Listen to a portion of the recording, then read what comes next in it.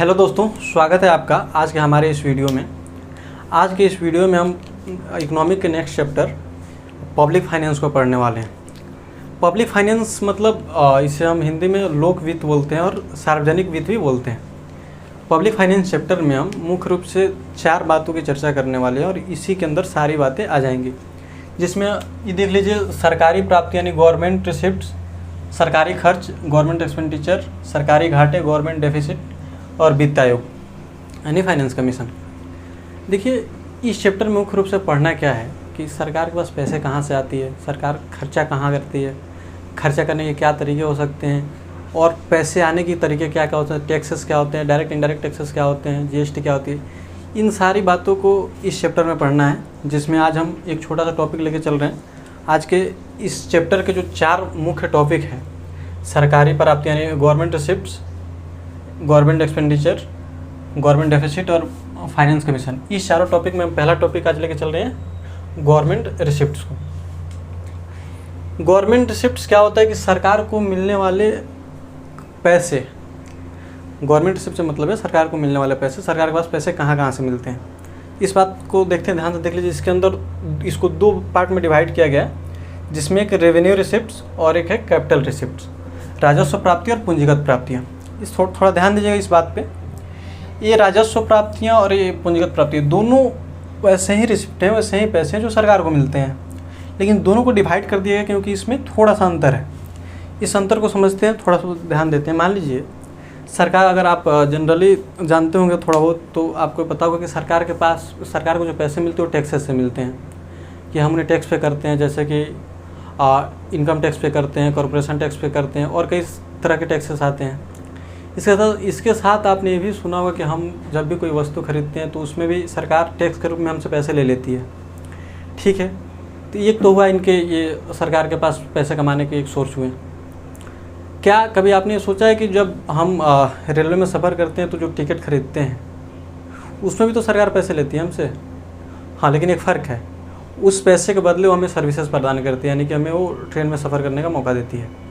इसी तरह के कई तरह, जैसे टूरिस्ट प्लेस हुए, टूरिस्ट प्लेस हम घूमने जाते हैं तो वो भी तो सरकार के पास ही पैसे जाते हैं। तो सरकार के पास पैसे आने के कई तरीके हैं, जिसमें से जिसको 2 भागों में बांटा गया है, जिसमें ये है, एक तो है रेवेन्यू रिसिप्ट और दूसरा है कैपिटल रिसिप्ट। तो रेवेन्यू रिसिप्ट को समझते हैं पहले। इसमें देखिए रेवेन्यू रिसिप्ट में 2 बातें आती हैं, एक टैक्स रेवेन्यू और एक non tax revenue. Tax revenue का मतलब है कि जिसमें सरकार को डायरेक्ट टैक्स मिलता है। डायरेक्ट टैक्स मिलने का मतलब, जैसे कि आपका इनकम जनरेट होता है तो उस पर आप डायरेक्ट टैक्स भरते हैं। आप किसी प्रोफेशन में हैं, प्रोफेशन में भी आपको टैक्स देना पड़ता है। कई बार होता है कि आपको कॉर्पोरेशन टैक्स भी देना पड़ता है, जैसे कि आप दे भी रहे होंगे, आपको पता भी होगी इस बात की।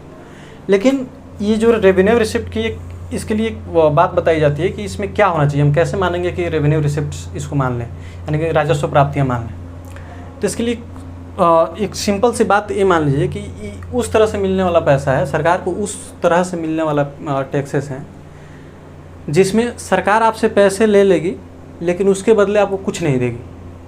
कुछ नहीं देगी क्या मतलब? मतलब ये है कि आपको अनिवार्य रूप से, यानी कि ये आपके लिए नेसेसरी है कि आपको सरकार को पैसे देने हैं, और उसी में आता है हमारा इनकम टैक्स, कॉर्पोरेशन टैक्स और कई तरह के टैक्सेस आते हैं। तो जो अनिवार्य हो वो होता है और रेवेन्यू रिसिप्ट्स। तो इसमें तो आपको एक निश्चित रूप से है कि आपको टैक्सेस भरने ही है, और इसके लिए सरकार को इस टैक्स के बदले आपको कुछ देने की ज़रूरत भी नहीं है। इसी को देख लीजिए, इसे भी 2 पार्ट में दिखाया गया, बांटा गया, जिसमें एक टैक्स रेवेन्यू और एक नॉन टैक्स रेवेन्यू को दिखाया गया है। लेकिन इस बात को समझने से पहले इसको समझ लेते हैं कि कैपिटल रिसिप्ट्स क्या होते हैं। कैपिटल रिसिप्ट्स तो इस सरकार को मिलने वाली, इसे हम बातें हैं, सरकार को मिलने वाली उस तरह के पैसे जिससे सरकार को अपने सार्वजनिक संपत्तियों को कम करना पड़े। यानी कि पहली बात, अगर सरकार एयर इंडिया बेच देती है, यानी जो कि बेच भी दी है, उससे भी तो सरकार को पैसे मिले हैं। तो एक तरह से सार्वजनिक संपत्तियों को ख़त्म कर दिया, यानी कि टोटल जो सभी लोगों की संपत्ति थी उससे ख़त्म कर दिया, उन्हें बेच दिया, उससे भी तो सरकार को पैसे मिले ना।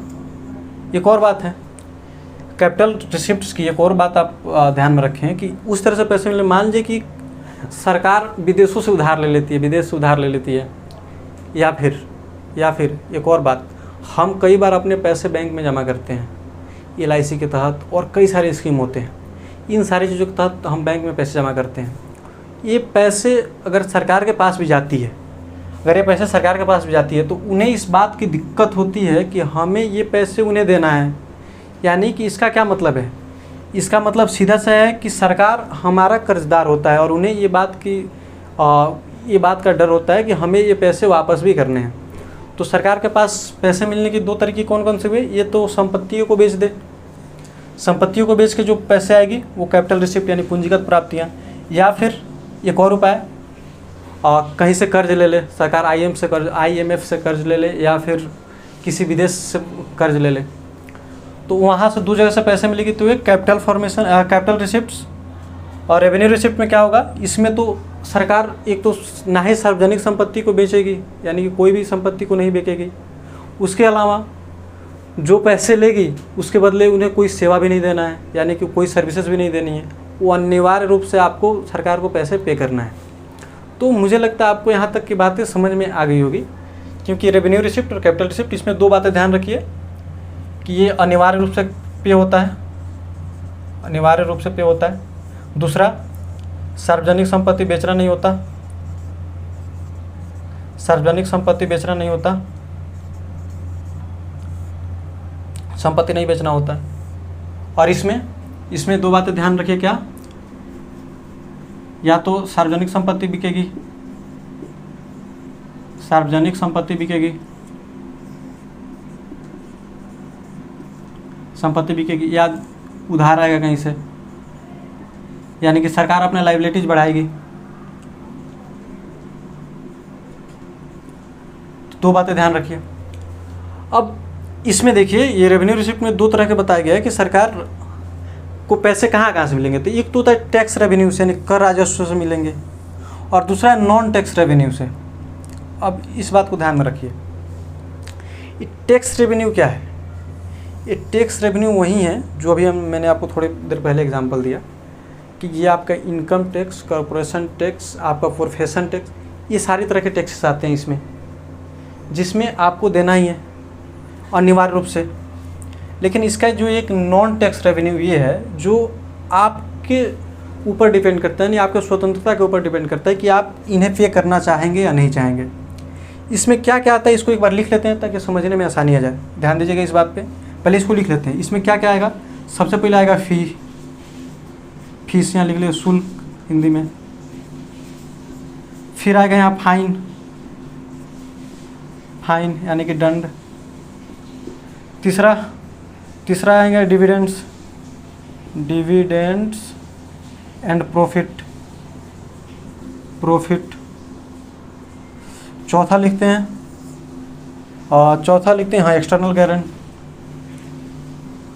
External grant. और एक 5वां लिख लीजिए, इसे इंटरेस्ट लिख लीजिए। इंटरेस्ट यानी कि ब्याज। ये डिविडेंड एंड प्रॉफिट मतलब लाभांश और मुनाफे, लाभ का अंश और मुनाफे। तो देखिए ये 4-5 चीज़ें हैं जिसमें आपको अनिवार्य रूप से भुगतान नहीं करना है। कैसे समझाते हैं? ये जो फ़ी है, फ़ी को आप समझ लीजिए कि किसी टूरिस्ट प्लेस को आप घूमने जा रहे हैं, वहाँ जो आप पैसे देते हैं टिकट के, उसे समझ लीजिए, या फिर ट्रेन के टिकट को समझ लीजिए। एयर इंडिया का एग्जाम्पल नहीं ले रहे हैं क्योंकि वो अभी सरकार से हाथ के निकल चुका है। तो सोचिए, अगर आप नहीं जाना चाहते हैं ट्रेन से, तो ऐसा थोड़ी है कि आपसे बोला जाए कि नहीं आप टिकट लीजिए, ऐसा कोई ज़रूरी नहीं है, ये आपके ऊपर डिपेंड करता है। दूसरी बात, एक और तरीका है कि सरकार को जो इस नॉन टैक्स रेवेन्यू में रखा जा सकता है। जैसे आजकल सरकार फॉर्म निकालती है, फॉर्म भरवा लेती है, और एग्ज़ाम 5-6 साल के बाद होते रहते हैं। सरकार के पास पैसे आने का एक भी सोर्स है। और ऐसा नहीं है, देखिए आप एग्ज़ाम देने जाइए या नहीं जाइए, उसमें क्या होगा, आपके लिए एक सीट रखा जाएगा, वो सीट खाली रहेगा, लेकिन वो आप सर्विसेज दिया जाएगा। तो लेकिन सोचिए कहाँ आएगा? अगर एग्ज़ाम फी की बात करें तो इसमें आ जाएगा ये, क्योंकि ये आपके बदले सर्विसेज देगी, सॉरी इसमें आ जाएगा क्योंकि इसके बदले सर्विसेज देगी आपको। तो इसमें क्या होता है कि आपको अगर आपसे पैसे लिए जाएंगे टैक्स के रूप में, तो इसके बदले में सरकार आपको सर्विसेज देंगी। दूसरी बात, फाइन। अगर आप अपराध करेंगे नहीं तो आपको फाइन क्यों भरना पड़ेगा? ऐसा तो है नहीं कि सरकार बोलेगी अरे भाई तुम तो अपराध ही नहीं कर रहे हो, पैसे नहीं आ रहा सरकार को, कोई अपराध करो। ऐसा कुछ नहीं है, ऐसे कोई नहीं बोलेगा। तो ये तभी होगा जब आप अपराध करेंगे, तभी फाइन भरना पड़ता है। तीसरी बात, डिविडेंड्स एंड प्रॉफिट। देखिए, जब भी शेयर मार्केट में कई सारे शेयर होल्डर होते हैं, वहाँ प्रॉफिट होती है, डिविडेंड्स होती है। डिविडेंड मतलब डिवाइड से बना हुआ है डिविडेंड। वहाँ और मुनाफे जो लाभ होते हैं यानी प्रॉफिट होते हैं, उनके जो अंश होते हैं उसको डिविडेंड्स बोला जाता है। तो डिविडेंड प्रॉफिट एक ही बात समझ लीजिए।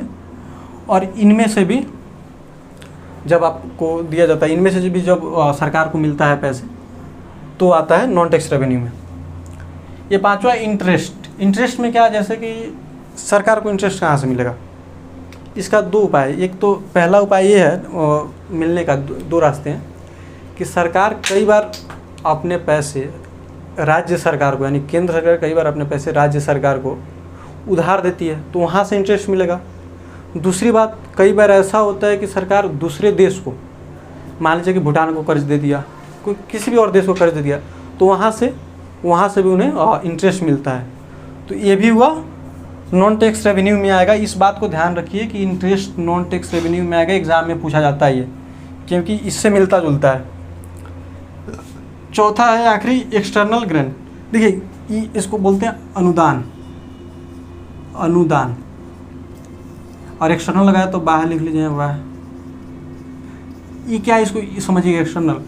अब बताइए, राज्य सरकार, अनुदान ऐसा दी हुई राशि होती है, अनुदान उस तरह की दी हुई राशि होती है जिसे वापस नहीं करना होता है। अगर केंद्र सरकार राज्य सरकार को अनुदान देती है, मान लीजिए कि 5 लाख करोड़ का अनुदान देती है, तो राज्य सरकार को वापस नहीं करना होगा। लेकिन अनुदान देने के लिए एक शर्त होता है कि आपको किसी विशेष कैपिटल फॉर्मेशन के लिए दिया जाता है, यानी उसके वादे पर दिया जाता है कि अगर केंद्र सरकार राज्य सरकार को कोई अनुदान देती है तो उस पर वो सिग्नेचर करवाएगी कि देखो भैया आप ये सर्विसेज अवेलेबल करवाओ वहाँ, या फिर किसी चीज़ की निर्माण करवाओ। तो इस अनुसार पे, यानी इस आधार पे दिया जाता है अनुदान। तो पहली बात है, केंद्र सरकार को राज्य सरकार तो अनुदान देने से रही, वो तो कहाँ से देगी? ऐसा कभी सुना है आपने कि राज्य सरकार केंद्र सरकार को अनुदान देगी?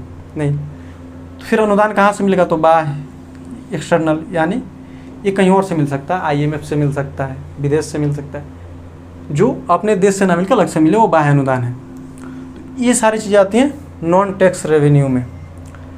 इतने सारे डिस्कशन के बाद काम की बात क्या है? आइए काम की बात पर चर्चा कर लेते हैं कि एग्ज़ाम में क्या आएगा। एग्ज़ाम में आपको ये 5 वर्ड लिखे हैं मिलेंगे, इसमें से कोई 2 वर्ड लिखा मिलेगा, 1 वर्ड लिखा मिलेगा कि इसमें कौन नॉन टैक्स रेवेन्यू से आएगा, इस पर ध्यान रखें।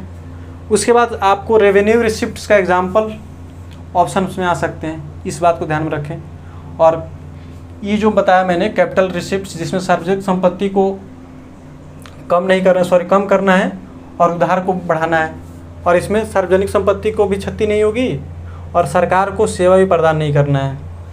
तो ये 4-5 बातें जो हैं एग्ज़ाम में पूछे जाते हैं, तो आप इन बातों को ध्यान में रख सकते हैं। नेक्स्ट वीडियो में हम चर्चा करेंगे सरकारी खर्च पे। तब तक के लिए इस वीडियो में यहीं तक। तब तक के लिए थैंक यू वीडियो में बने रहने के लिए, धन्यवाद।